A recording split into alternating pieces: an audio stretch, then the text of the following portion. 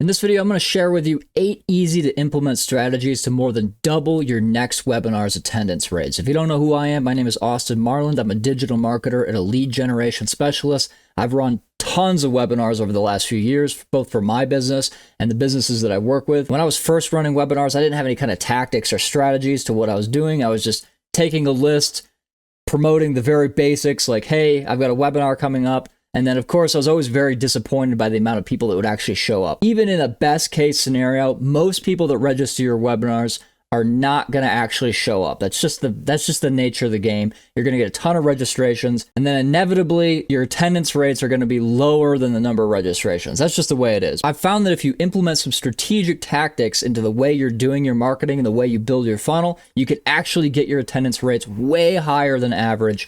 And of course, the more people that show up, the more opportunities you have to sell whatever your product or service is. And if you stick to the end of this video, I'm actually going to share this document with you. It operates something like a checklist that you could just go through one component at a time and implement each into your business. And then, of course, if you don't want to deal with all the technical stuff, you could always hire me to implement all this stuff for you. I have tons of experience with doing it, tons of technical knowledge, and I can even consult you on how to do things correctly. Just really quick before we get into the attendance hacks, if you could please subscribe to this channel. I talk about all kinds of things digital marketing and specifically lead generation. I talk about webinars all the time. If you find this type of content valuable, hit the subscribe button. It helps me out a lot. So let's get into the actual tactics. Webinar attendance hack number 1 is that you need to be stupid proofing your opt-in pages. I see a lot of businesses out there right now that have some kind of opt-in page for their webinar, and it just looks like a yard sale. And what I mean by that is that somebody wants to register their webinar, they've got some kind of ad or they've got some kind of content out on YouTube or whatever, they're driving traffic to their opt-in page, and the opt-in page just has way too much information on it, at least way too much information above the fold. And when I say above the fold, when somebody lands on a page without scrolling, everything that is visible immediately, that's the fold, above the fold. So the information that's contained there, that needs to be as simple and as straightforward as possible. You don't want people scrolling to be able to opt in. You don't want too much information above the fold. You want people to see what the title and the benefits of the webinar are, have your opt-in information, and then a button. The button doesn't open a pop-up. The opt-in stuff should be right on the page itself, because if you have a pop-up where they have to opt in, you're going to get slightly lower registration. So the format looks something like this. You've got a big benefit-driven headline at the top, how to do X in Y time, for example. So big benefit-focused headline. Then you've got your opt-in boxes embedded directly onto the page, and then you have a gigantic fat button. And then if you want other information about your webinar, it can be below the fold, so people could scroll down and read more. But the main goal here is you want most of your content and your ads before they even get to your opt-in page to do most of the promotion, most of the objective handling, most of the information about the webinar. By the time they get to the opt-in page, you should be stripping that page completely clear of all nonsense and just give them a very streamlined opt-in experience. That's the main thing. I see tons of businesses messing this up. It's very simple. Headline, opt-in boxes, button, and that takes them to the thank you page. Too many businesses overcomplicate this. Too many businesses add too much extra stuff to this. Don't do that. Make it simple. Make it stupid proof. Webinar attendance hack number 2 is you need to stop wasting your thank you pages. This is a huge mistake I used to make early on with webinars. What I used to do is I would, drive people to the main opt-in page, people would opt in, and then on the thank you page, it would just be like a simple little text blurb that would say, hey, thank you for registering. Here's the webinar time, and that was it. It was just the bare minimum. What you need to understand is that people have very short attention spans. Maybe you successfully get them excited about your webinar. Maybe you successfully get them to opt into your webinar. But by the time they reach your thank you page, this is going to sound ridiculous, but by the time they reach your thank you page, a lot of people they've gotten that dopamine boost for registering. They got the free thing, which is the actual signing up for your webinar.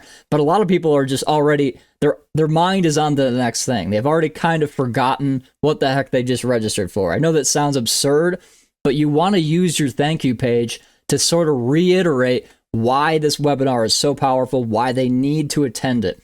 So you're using this real estate to hype them up again. You got your ads hyping them up. You get them to your opt-in page. As soon as they opt in, you want to reiterate why they need to come to this thing. And you're going to use your thank you page for a bunch of other stuff too, but the main use of your thank you page, if you want to leverage it to the maximum potential, is you want to give people a set of instructions on what to do next. You just got them to register, but now give them some other stuff to do. Very basic stuff. For example, you want to tell them to go to their email and make sure they whitelist the email that came in, because sometimes your registration email will go to spam or will go to promotions. Give them instructions to go get that email, go find it, and then save it, bookmark it, star it, whatever.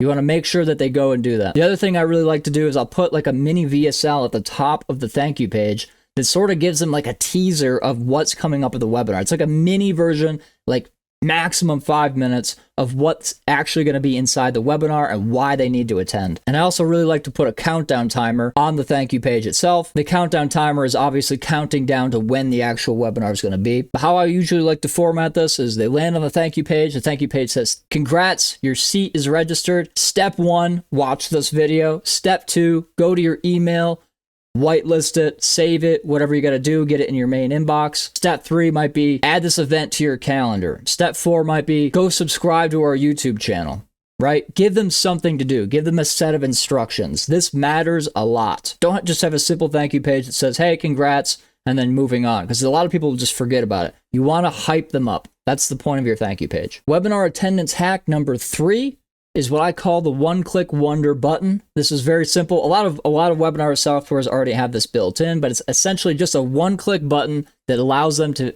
add the webinar event to their personal calendar. If you're using Zoom webinars, that already comes built into the software, built into the opt-in pages and the thank you page. Webinar Gem has something similar. Some webinar softwares don't even have this. So if they don't have it, you want to make sure to add it, because it's just going to get you extra show up rates. It's free. It's just another way of notifying people.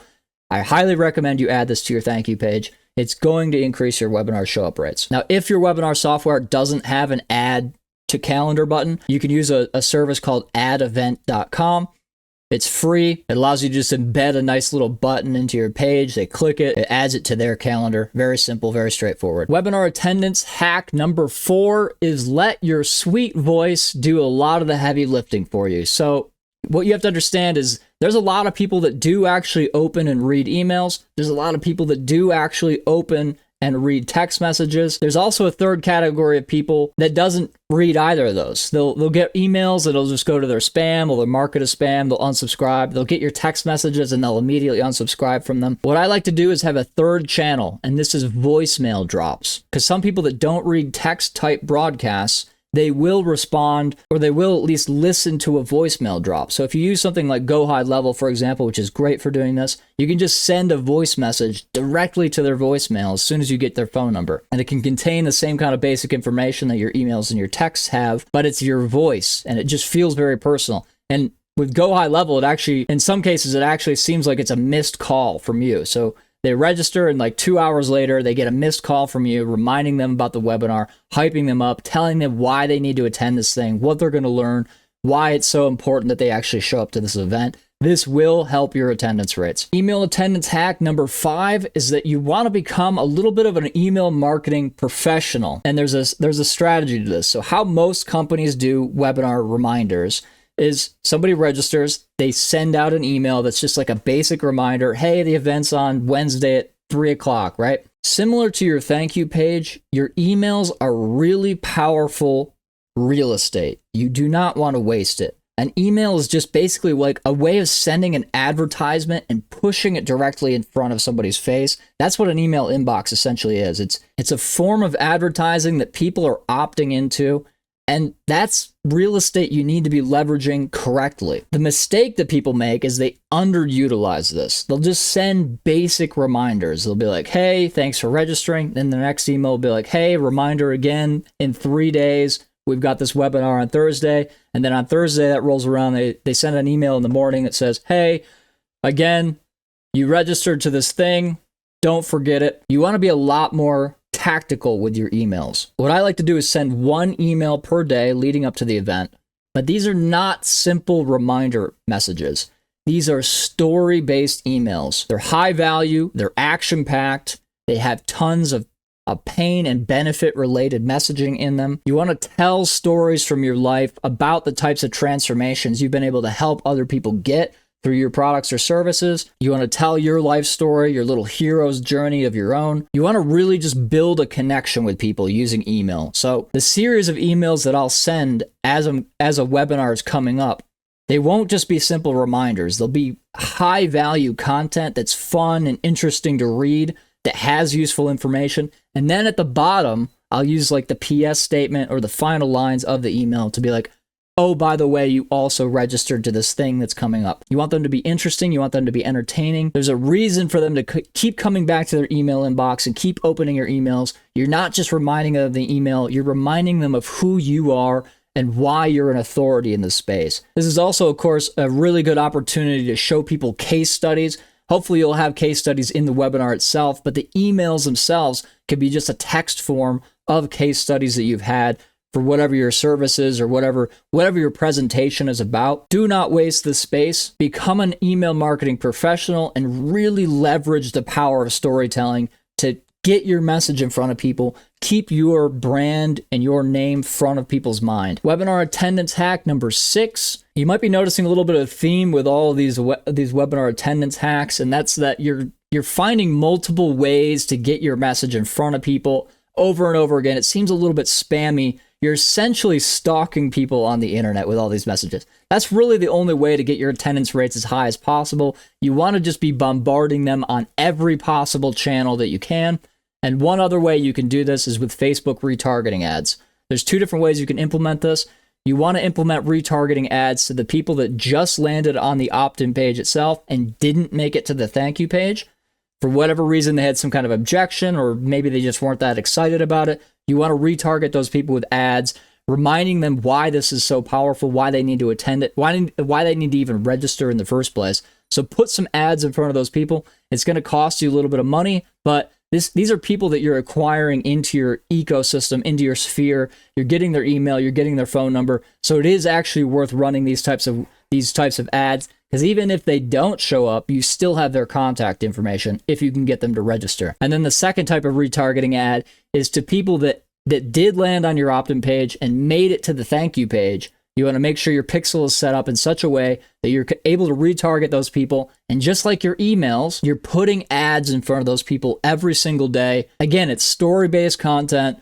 It's stuff that has case studies. It's reminders. It's hyping them up on why they need to attend this event. These retargeting ads, all they do is, again, they just keep you and your messaging top of mind for people. So they just can't forget you. No matter where they go on the internet, they're getting reminders on their calendar app. They're getting reminders in text form. They're getting reminders in their email. They're getting a voicemail drop. And if they ignore all those, they're also getting ads on Facebook and on Instagram.